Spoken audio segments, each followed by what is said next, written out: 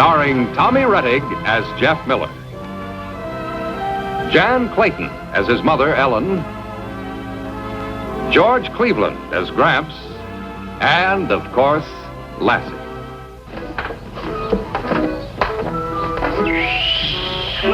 Captain the Navigator, come in, please. Who's an alligator? I said navigator. Oh.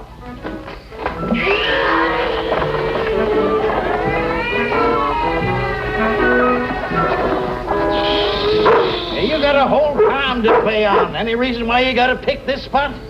Sorry, Gramps.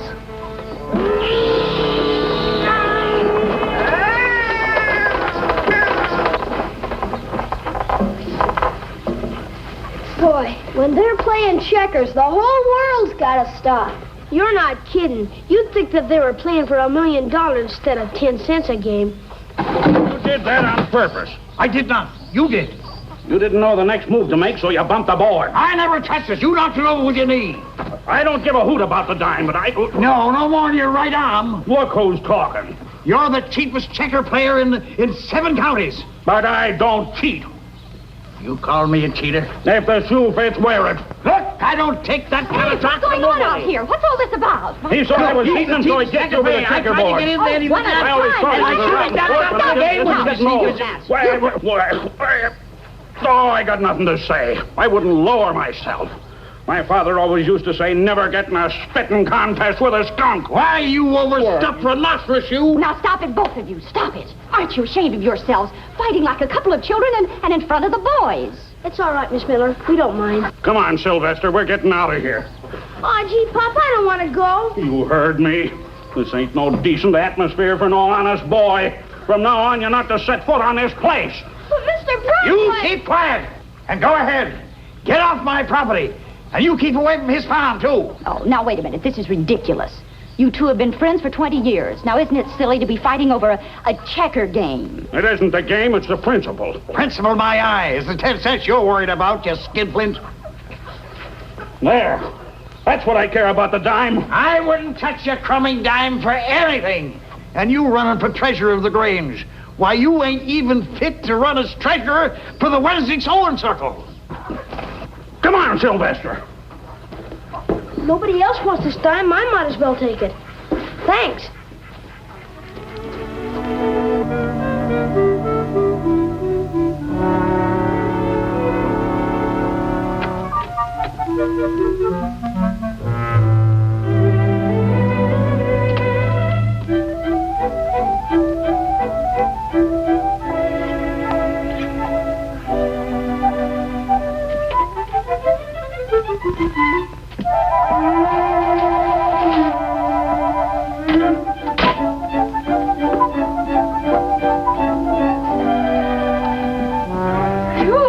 Warm out. Oh, Dad, the rest of your lemonade is in the icebox. The lemonade.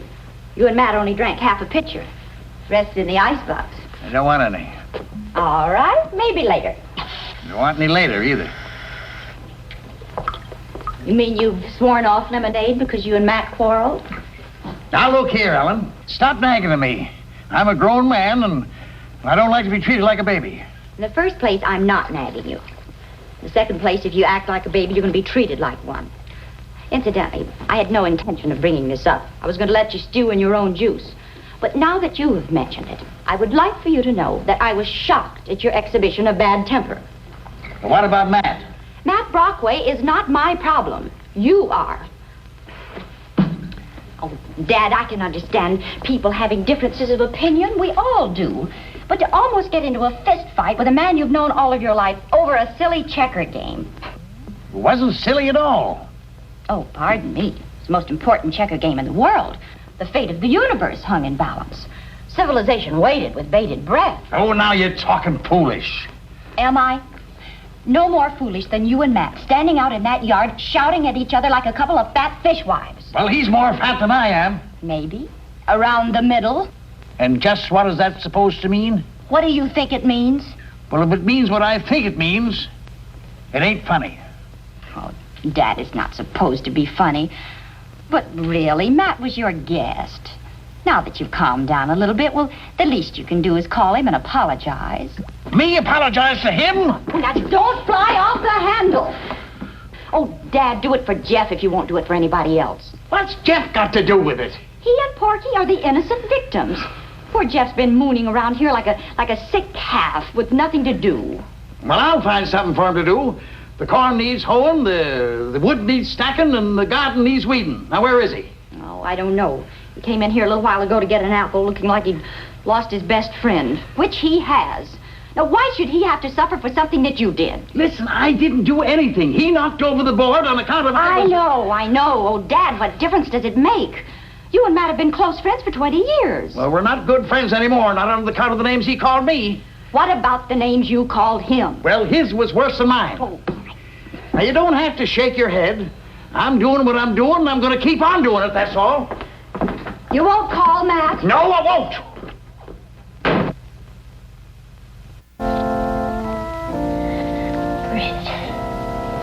Bridge. B-R-I-G. B-R-I-J.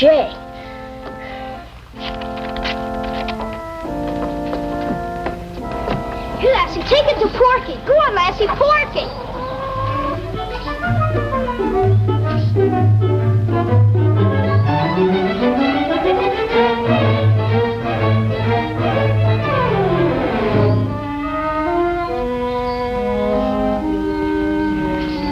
Hi, Porky. Hi. Are you sure it's all right? I asked my mom. Grim says I couldn't come to your farm, and your pop said you couldn't come to mine. This is nobody's farm. Yeah, I guess so.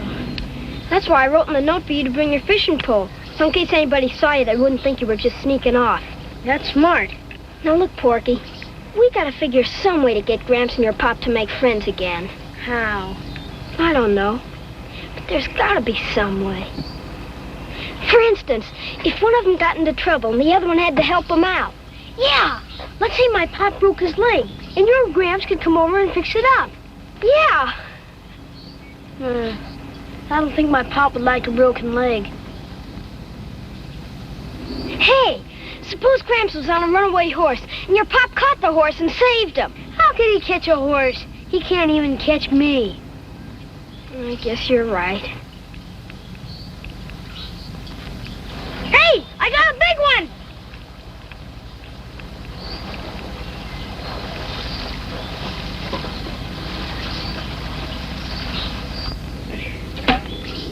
It ain't a fish, but it's big.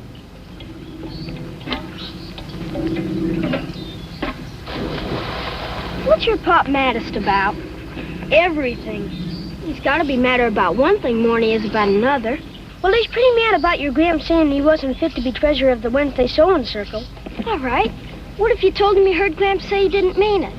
First, I get my ears boxed off for being near enough to your Gramps to hear it, on account of I'm not supposed to set foot on your farm. Second, I get my ears knocked off for telling a lie, because my pop wouldn't believe me. Third, I get my ears knocked off just on account of mentioning your Gramps' name. I don't have enough ears. Wait a minute. I've got an idea. It better be good. It is. You got a hand printing set for Christmas, didn't you? Yeah. All right. What if we printed up some handbills about the election for treasurer of the Grange and we passed them out at all the farms?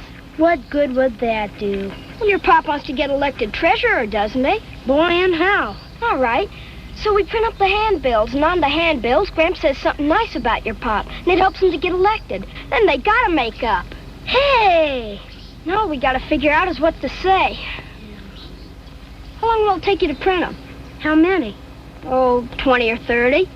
About an hour. Come on, we can have them handed out by tonight, and maybe by tonight they'll be friends again.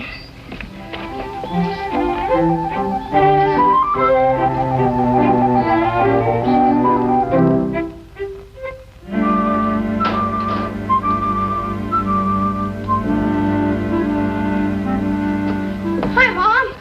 Hi, sweetie. Watch it, they're hot. Oh, now, honey, you know that sweets aren't good for Lassie. Oh, a little won't hurt her, Mom.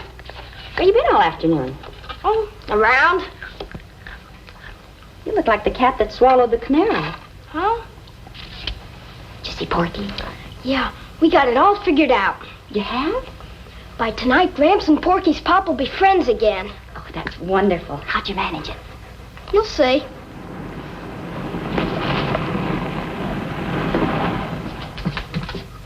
It's the constable, Clay Horton. How are you, Jeff? Fine. Hello, Clay. Hello, Ellen. Won't you sit down and have a cup of tea and some cookies? No, thanks, Ellen. I just had a bottle of pop in town. Is Mr. Miller on? Why, I think he's in the parlor. Jeff, tell Gramps that Clay Horton's here. Gramps, Clay Horton's here! That is telling him. Oh, go on, sit down, Clay. I'll just be a minute. Hello, Clay. Oh, cookies, huh? Well, Mr. Miller? You know about this, I'm sure.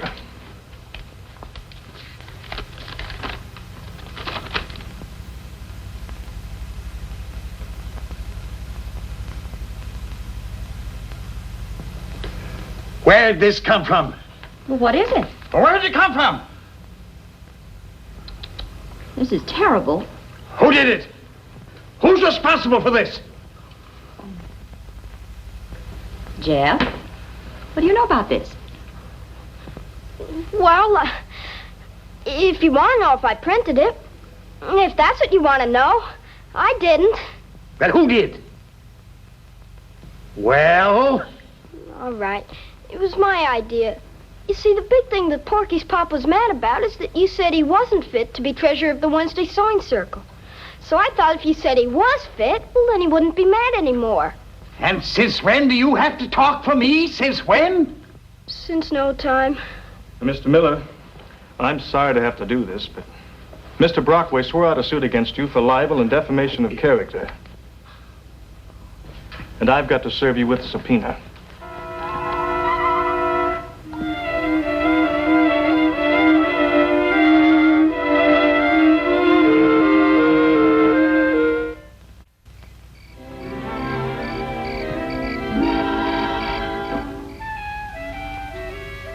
Dad, Jeff, soup's on.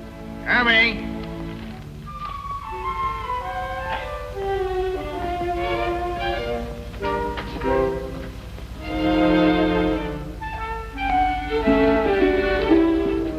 Oh, something here for you.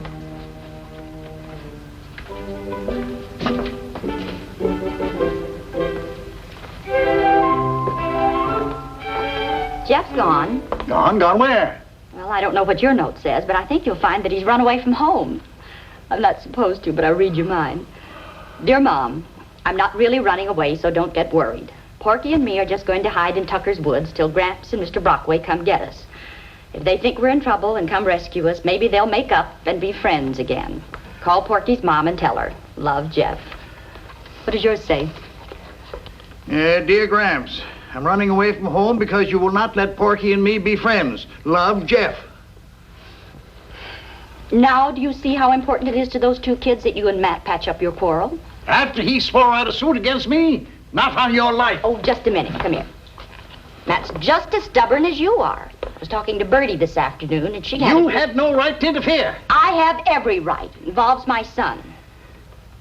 Now, look, Oh, why don't you be quiet and listen for a change? Now, after supper, we're driving into town. I've made arrangements for you and Matt and Bertie and me to meet at Caleb Brown's office. What? If a lawyer can't talk some sense into the two of you, I don't know won't who can. do it. You certainly will. If you think I'm going to let those two kids sit out in the woods all night just because you and Matt are a couple of stubborn mules, well, you've got another think coming. 1, 2, 3, 4, 5, 6, 7, 8, 9. Oh, goodness. Come on! Hurry up! I don't know why we can't run away closer to home. Why do we have to go so far? We're only 2 miles. Only.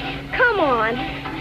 Come on, Ware. My feet hurt and I'm hungry. We're not far from Tucker's bog. There's big blackberries there. Now come on. There they are. They're good and ripe. I don't know if I got strength enough to eat them. Be careful where you step.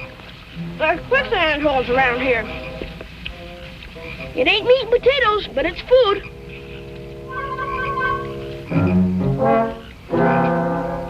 Won't do no good, Ellen, going to Caleb, I'm telling Let me you. be the judge of that, and I'll drive. You move over and growl into your beard. I ain't got no beard. Maybe you should have. Give you something to growl into.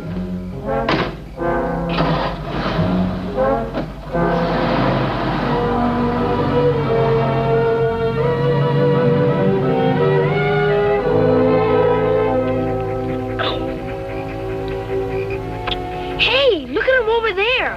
I'm full. Not me. Too bad you don't like blackberries, Lassie. Yeah! Help me! Help me! Help me! Get me out of here!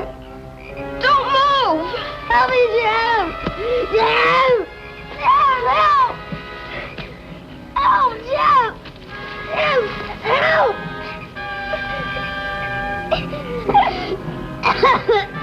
Can't pull you out! You gotta! Lassie, go home! Get Gramps! Get Gramps, Lassie! Bring him here!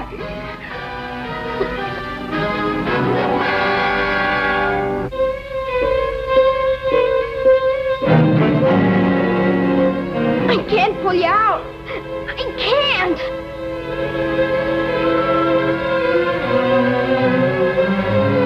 Jim, can't you do something? I'm trying. Pull harder. I can't. I got no more arms.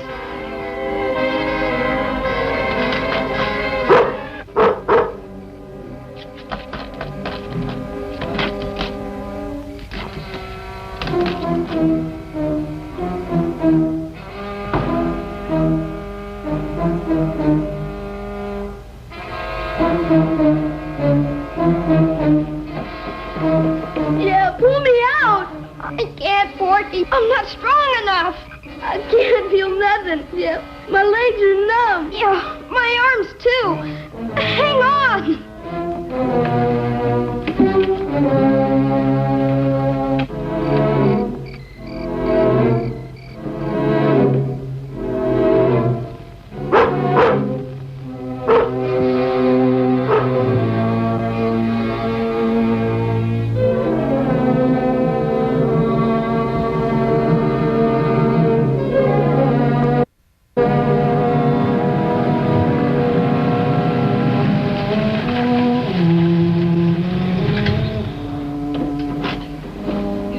Without a doubt, the stubbornest man I have ever met. I ain't no more stubborn than Matt Brockway. Well, the two of you make a fine pair.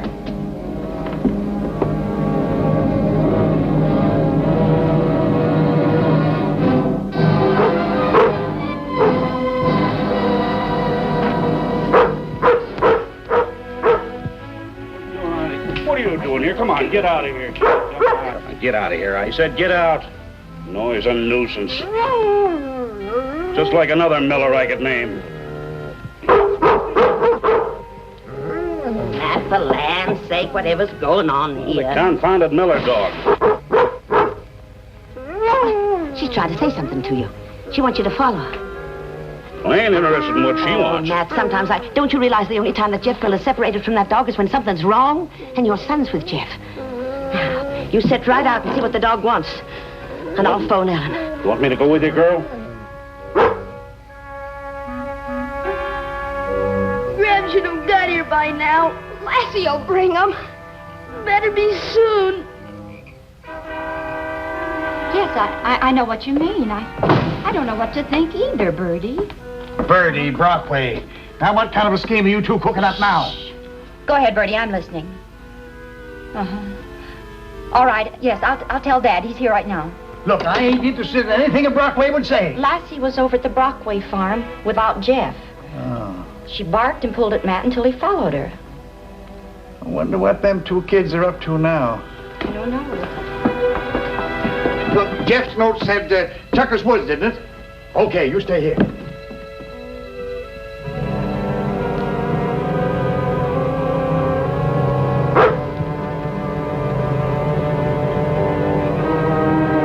Where's your Gramps? Why doesn't somebody come?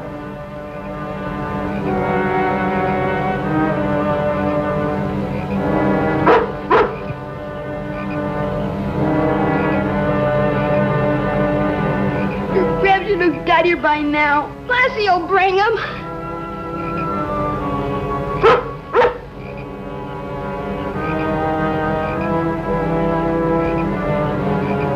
I can't hold on. Yeah, you gotta. I feel like I got no more arms.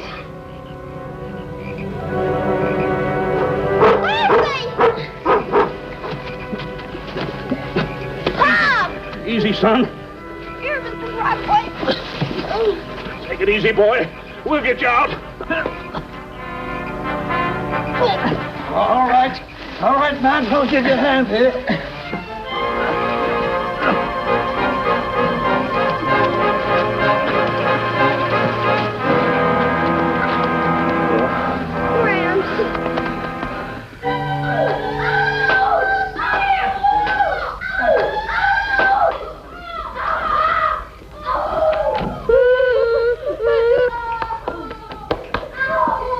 Checkers Saturday? Sure thing. Porky!